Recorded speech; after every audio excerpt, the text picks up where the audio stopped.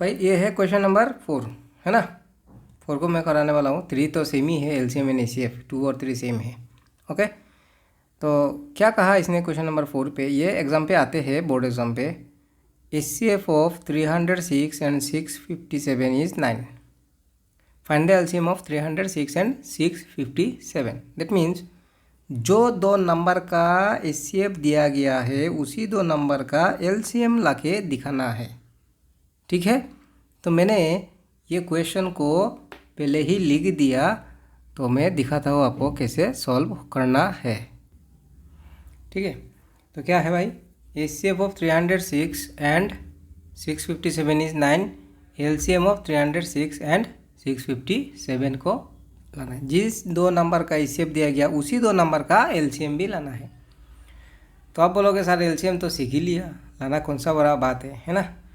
ठीक है, एक्चुअली इसको फैक्टराइजेशन करके भी लाना पॉसिबल है, लेकिन क्या है कि अगर हम लोग कोई एक शॉर्ट मतलब क्या बोलेगा उसको, सुइटेबल मेथड है ना, जिसमें इजीली आ जाए, तो वो क्या था, इससे पहले क्या हम लोग क्या किया था, देखो एक वेरिफिकेशन किया था ना, एलसीएम इंटू एचसीएफ बराबर product of the two numbers, product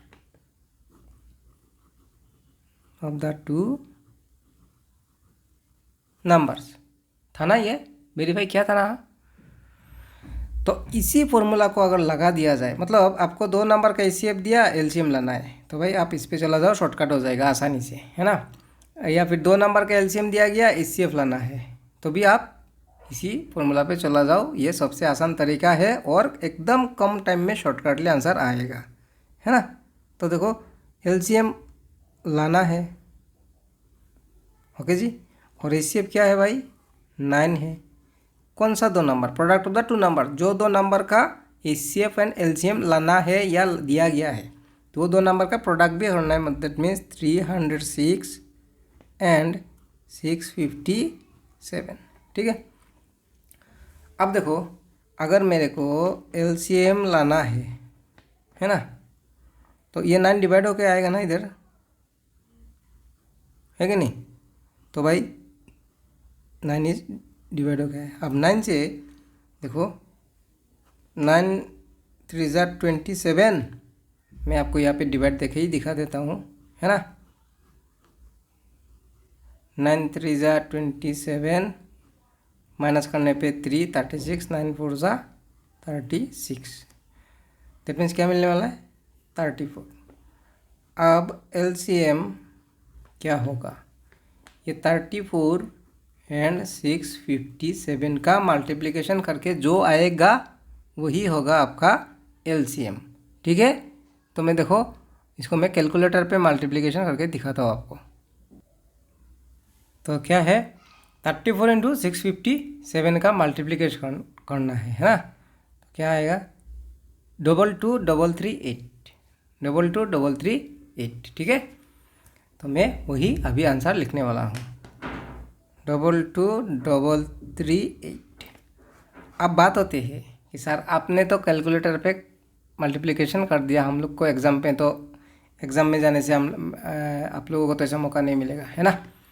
बात देखो, बात सही है, 34 और 657 को अगर मल्टीप्लाई करने पे भी वही आएगा, जस्ट वीडियो का लेंथ को शॉर्ट करने के लिए मैंने ऐसा तरीका अपनाया, है ना, वीडियो का लेंथ को शॉर्ट करने के लिए। तो आप अगर इसको मल्टीप्लाई करोगे तो वही मिलेगा। तो कहने का मतलब है कि भाई अगर ऐसा क्वेश्चन आया कि दो नंबर का एचसीएफ दिया है, उसी दो नंबर का एलसीएम लाना है, तो आप इसी जो वेरिफिकेशन वाला एक था, ये एक फॉर्मूला है, उसमें भी मैंने कहा था कि इसको याद कर लेना है आप लोगों को, ये बहुत काम का चीज़ है ना। तो एलसीएम और एचसीएफ में से कोई भी एक दिया गया, या तो एलसीएम दिया है या तो एचसीएफ दिया है, कोई भी एक दिया है। और अगर एचसीएफ दिया हुआ है, एलसीएम लाना है, या फिर एलसीएम दिया है, एचसीएफ लाना है, तो आप भाई इसी मेथड में चला जाओ, एकदम आसानी से हो जाएगा, है ना। ठीक है जी, बढ़ते हैं अगले क्वेश्चन पे।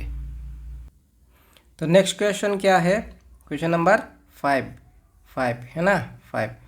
Check whether 6 to the power n can end with the digit 0 for any natural number n। 6 to the power n can end with digit 0, मतलब 6 का पावर n जो है वो 0 पे एंड होगा क्या, लास्ट में 0 आएगा क्या।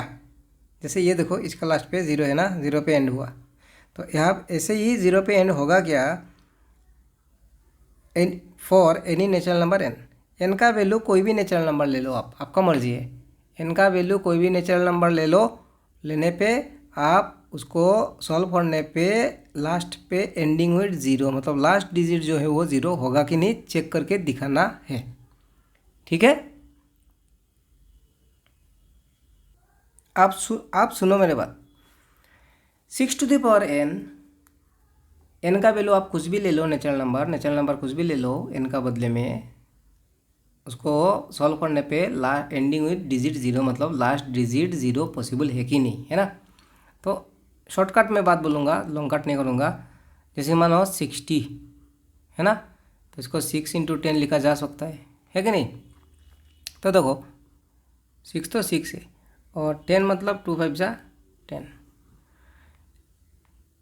क्योंकि 10 से 10 होने के लिए 2 × 5 होना ज़रूरी है। 2 5 जा 10, और 10 से किसी नंबर को इंटू देने पे ही 0 होगा, है कि नहीं। 1 2 3 4 5 6 7 8 9 10 एंडिंग विथ 0, लास्ट डिजिट 0 वाला नंबर स्टार्ट तो 10 से ही होता है ना, और 10 होने के लिए 2 × 5 होना ज़रूरी है। दैट मीन्स कोई भी नंबर है ना, कोई भी नंबर एंड विथ डिजिट 0 तभी होगा जब उस पर 2 × 5 एग्जिस्ट होगा उसका फैक्टर्स में। 10 का फैक्टराइजेशन किया मैंने, है ना, फैक्टर्स में 2 × 5 होना ही पड़ेगा। पावर से मतलब नहीं है, क्योंकि 6 का पावर अगर मैंने 2 ले लिया दैट मीन्स 6 × 6 क्या निकलेगा 36, तो एंडिंग विथ डिजिट 6, है ना। पावर से मतलब नहीं है, आपको देखना है जो नंबर बेस बोलते हैं उसका जो फैक्टराइजेशन होगा फैक्टर्स, उसमें 2 और 5 होना ही पड़ेगा। ठीक है, तो बेस को चेक करना है। तो देखो 6 to the power n means क्या है, 6 मतलब 2 3 जा 6, है ना। अब ये क्या हुआ, 6 को मैंने तोड़ा तो क्या फैक्टर्स मिला 2 और 3। 2 तो है, 5 भी होना पड़ेगा। क्या 5 है, क्या 5 है, नहीं है, है ना। तो आप इसको ऐसे भी लिख सकते हो, ये 2 × 3 to the whole power n, whole means सबका, दैट मीन्स ये जो n है ना ये 2 का भी पावर है एंड 3 का भी पावर है, ऐसे भी लिख सकते हो। अब देखो ये एंडिंग विथ डिजिट 0 होगा नहीं, क्योंकि 2 है, 2 और 5 दोनों होना पड़ेगा। भले ही साथ में कुछ और आ जाए कोई फ़र्क नहीं पड़ता है, एटलीस्ट एक 2 एंड एक 5 होना ही पड़ेगा। एक 2 और एक 5 होने से 5 2 जा 10, और 10 से किसी को इंटू मारने पे लास्ट में डिजिट 0 देगा ही देगा, है ना। तो यहाँ में 2 तो आया भाई, लेकिन 5 आया नहीं है। तो हम लोगों को लिखना है since 6 to the power n can not be 2 to the power m × 5 to the power n, है ना, इस फॉर्म में नहीं है। Therefore 6 to the power n does not end with digit 0, 0 पे एंड होगा नहीं। ठीक है, अब आपका मन में आया होगा ये m फिर कहाँ से लाया आपने। देखो ये मैं दिखा देता हूँ आपको। जैसे कि मान लो 60 है ना, 60 का प्राइम फैक्टराइजेशन करने पे 230, देन क्या मिला आपको 215, देन क्या मिला आपको 35। ठीक है, ये एंडिंग विथ डिजिट 0 है ना, एंडिंग विथ डिजिट 0, लास्ट पे 0 है ना।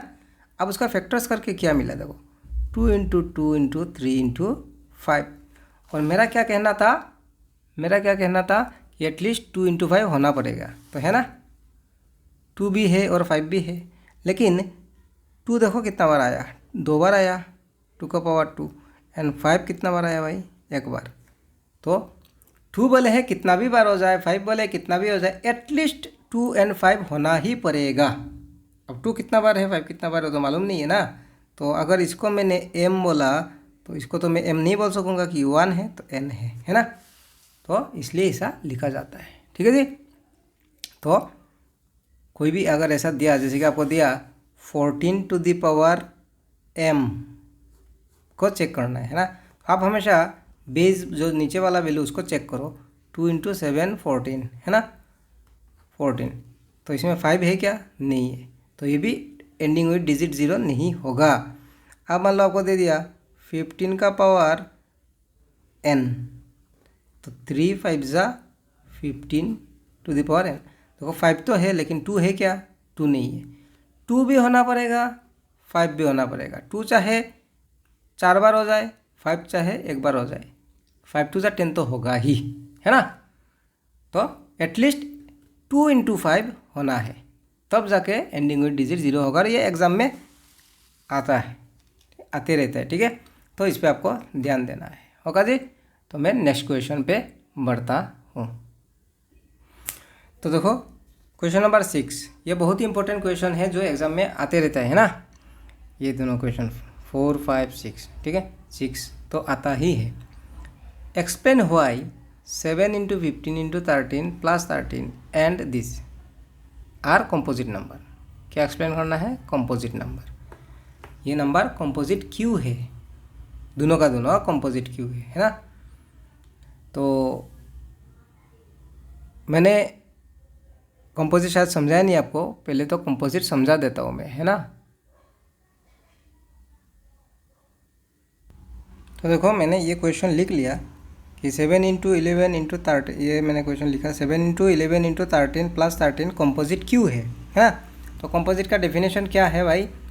Composite number, a number having more than 2 factors, 2 से ज़्यादा फैक्टर होने पे ही कंपोजिट बोला जाएगा। तो देखो 2 को कैसे लिख सकते हो? 2 1 जा 2, और कोई नंबर इंटू होके 2 होगा क्या?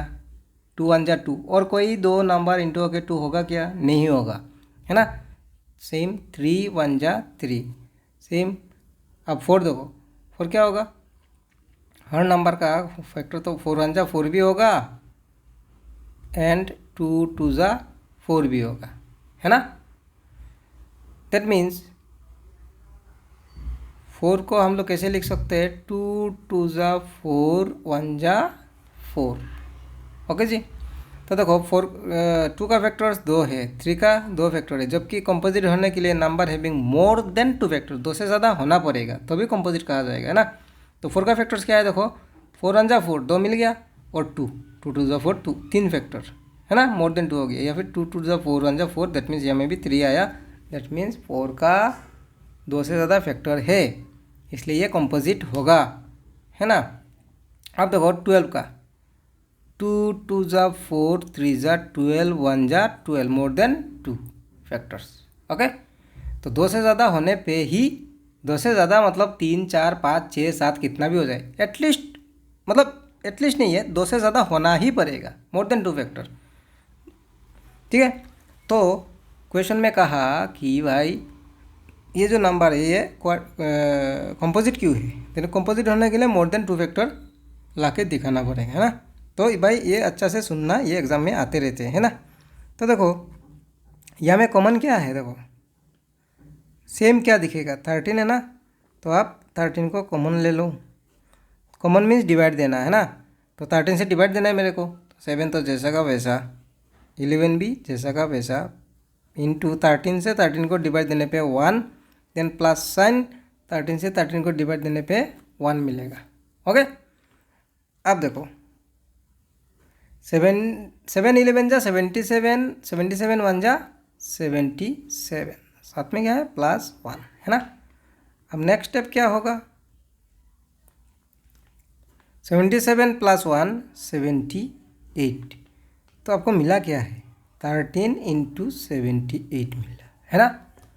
तो भाई मेरे यहाँ में कितना फैक्टर्स दिखा रहा है? 2 फैक्टर, है ना। और देखो 1 तो हर किसी का फैक्टर होगा ना, 1 से 1 हर किसी का फैक्टर होगा। हालांकि मैं 78 को भी फैक्टराइज कर सकता हूँ, है ना। तो मेरा मकसद ये नहीं है कि भाई इसको पूरा तोड़ो, फैक्टराइज करो। मेरा मकसद क्या है? मोर देन 2 फैक्टर ला के दिखाना, मोर देन 2 फैक्टर्स। तो देखो 2 तो मिल गया और 1 तो होता ही है, लगा लिया, हो गया मोर देन 2 फैक्टर्स, है ना। मैं फिर रिपीट कर रहा हूँ, ये मैंने किया, 2 फैक्टर मिला, 78 को तोड़ने पे और भी आएगा फैक्टराइजेशन करने पे, लेकिन मेरा फैक्टराइजेशन करना मकसद नहीं है। मेरा मकसद है कंपोजिट साबित करने के लिए मोर देन 2 फैक्टर्स, क्योंकि कंपोजिट क्या है, a number having more than 2 factors, है ना। तो 2 से ज़्यादा, 1 तो हर किसी का फैक्टर है। तो 78 और 13 लेके 2 हुआ और 1 लगा लिया, हो गया 3। अब यहाँ में बोल देना है आपको, since it has more than 2 factors, है ना, 2 factors, therefore it is composite, it is a composite number, ठीक है। और यह बोर्ड एग्जाम में आते रहते हैं, ठीक है जी। तो कंपोजिट दिखाने का ये तरीका है। और दूसरा देखो प्रोसेस क्या होगा, आप 7 × 11, 11 × 13 इंटू के जो भी वैल्यू मिला, फिर उसको 13 के साथ प्लस किया, मिला एक वैल्यू, मान लो 7, 8, 6, फिर उसको तोड़ोगे फोड़ोगे, ज़रूरत क्या है। ऐसा क्वेश्चन कंपोजिट दिखाने वाला पे कॉमन होगा ही होगा, है ना। तो उसका सेकंड नंबर दिया उसको मैंने कराया नहीं है, वहाँ में आपको 5 कॉमन मिलेगा। सेम हुए से आप करके देख लो, क्योंकि ऐसा वाला नंबर पे कॉमन होगा ही, और जो भी सेम दिखेगा वो कॉमन ले लो। आसान तरीका है ये तरीका, ठीक है। अब चलते हैं हम लोग नेक्स्ट क्वेश्चन पे। तो देखो ये क्वेश्चन नंबर 7 है ना। 7 क्या है, there is a circular path, मतलब सर्कुलर पाथ रास्ता है around a sports field. Sonia takes 18 minutes to drive 1 round the field. Sonia कोई एक गर्ल्स है जो 18 मिनट पे 1 राउंड कर देता है ड्राइविंग पे, है ना। मतलब गाड़ी वो जो भी गाड़ी चला रहा होगा वो गाड़ी से वो 18 मिनट्स लेती है एक राउंड करने पे, ओके जी। While Ravi takes 12 minutes for the same, और रवि जो 12 मिनट्स लेता है उसका गाड़ी से 1 राउंड कंप्लीट करने पे, ठीक है जी। दैट मीन्स सोनिया को 18 मिनट्स लग जाता है एक राउंड कंप्लीट करने पे, और रवि को 12 मिनट्स लगता है 1 राउंड कंप्लीट करने पे, अलग अलग टाइम, है ना। और अब बोला है suppose they both start at the same point at the same time, एक ही टाइम पे एक ही पॉइंट से 1, 2, 3 स्टार्ट, जस्ट घूमना शुरू हुआ दोनों, है ना, राउंडिंग करना। After how many minutes will they meet again at the starting point, उसी स्टार्टिंग पॉइंट पे फिर से कब मिलेगा। आफ्टर हाउ मेनी मिनट्स, कितना मिनट बाद वो लोग फिर दोबारा उसी स्टार्टिंग पॉइंट जहाँ से शुरू किया वहाँ पे मिलना है, ठीक है। तो देखो मैंने ये क्वेश्चन लिख लिया। सोनिया को 18 मिनट लग जाते हैं और रवि को 12 मिनट लग जाते हैं एक राउंड कंप्लीट करने पे, है ना। और वो लोग कितना मिनट बाद दोबारा वहाँ पे स्टार्टिंग पॉइंट पे मिलेगा, जहाँ से शुरू किया वहाँ पे फिर से कब मिलेगा। अब ऐसा दिखा जाए तो देखो 12 मिनट, जिसका टाइम कम लग रहा है दैट मीन्स स्पीड ज़्यादा है, वो तो हमेशा आगे रहेगा, और जिसका टाइम ज़्यादा लग रहा है उसका स्पीड कम है दैट मीन्स वो हमेशा पीछे रहेगा। तो आगे वाला आगे ही रहेगा और पीछे वाला पीछे ही रहेगा जब गोल गोल घूमेगा, दैट मीन्स कभी भी वो लोग मिलेगा ही नहीं, है ना। लेकिन मेरा इस एग्जाम्पल पे आ जाओ, ये क्लॉक है ना, ये एक क्लॉक का एग्जाम्पल लिया, और क्लॉक हर किसी को मालूम है, क्लॉक का ये सेकंड का हैंड है और ये मिनट का हैंड है, और इससे भी छोटा आवर्स का हैंड है, ओके जी। ये सेकंड सबसे लंबा वाला सेकंड, देन मिनट और देन आवर। अब सारे बच्चों को मालूम है मिनट हैंड जो है वो बहुत स्पीड से घूम जाता है, और आवर्स हैंड हर सबसे लेज़ी घूमते हैं। फिर भी हर 12 बजे तीनों का तीनों अलग अलग स्पीड होने का बावजूद हर 12 बजे वो लोग एक ही जगह पे आके मिल जाता है आफ्टर एवरी 12 आवर्स, या फिर ऐसा मैं बोलूँ after at 12 noon and 12 midnight, at 12 noon and at 12 midnight. मतलब दिन का 12 बजे और रात का 12 बजे में वो तीनों हैंड जो है क्लॉक का वो minute hand, second hand, hour hand, या जिसको आप काटे या जो भी बोलते हो, है ना, वो तीनों मिलते हैं अलग अलग स्पीड होने का बावजूद, गोल गोल घूम रहे। तो भाई यहाँ में भी तो वही होगा ना, स्पीड अलग अलग होने का बावजूद भी, क्योंकि वो गोल घूम रहा है, ये भी वही क्लॉक का जैसे एग्जांपल मानने से ये भी दोनों घूमेगा, मतलब एक ही सेम पॉइंट में आके मिलेगा, है ना। आप ज़्यादा बात नहीं करते हुए मैं आपको जस्ट बोल देता हूँ, ऐसा वाला टाइम को अगर मिलाना दैट मीन्स आपको एलसीएम लाना है। ऐसा भी क्वेश्चन होते हैं, जैसे कि एक ट्रैफिक सिग्नल बोर्ड जिसमें 3 ट्रैफिक लाइट होते हैं ना, ग्रीन, येलो एंड रेड, अलग अलग टाइम पे जल जाते हैं। अलग अलग टाइम पे वो लोग लाइट देते हैं, है ना। तो इसको भी अगर मिलाना है तब भी आपको एलसीएम ही लाना है। देखो अलग अलग टाइम पे जल जाते हैं, लेकिन बात है कि कब मिलेगा, तो एलसीएम ही लाना है। टाइम मिलाना मतलब एलसीएम लाना। आप समझ ही गए होंगे। दैट मीन्स कहा था कि सोनिया 18 मिनट्स लेते हैं 1 राउंड कंप्लीट करने में, रवि को 12 मिनट लग जाता है और 1 राउंड कंप्लीट करने में। वो लोग कितना टाइम बाद वो लोग फिर से उसी स्टार्टिंग पॉइंट में मिलेगा, लेकिन मिलाना है टाइम का हिसाब से। दैट मीन्स एलसीएम लाना है। तो एलसीएम लाने का ऐसे आसान तरीका आप ऐसे भी ला सकते हो, छोटा क्लासेस में जैसे लाया हो। 9 2 = 18, 6 2 = 12, 3 3 = 9, 3 2 = 6। दैट मीन्स एलसीएम क्या हुआ, 2 3 3 2, 2 × 3 × 3 × 2, 2 3 = 6, 6 3 = 18, 18 2 = 36। 36 मिनट बाद फिर से दोबारा वो उसी स्टार्टिंग पॉइंट में मिल जाएगा। ठीक है। तो बच्चों आपको ध्यान रखना है, जब भी टाइम अलग अलग टाइम पे अलग अलग चीज़ें होते हैं और किसी एक टाइम पे वो फिर से वो उसको मिलाना है, मतलब आपको सब टाइम का एलसीएम लाना है, वही आपका आंसर है। ठीक है। तो ये आपका एक्सरसाइज 1.2 खत्म हुआ।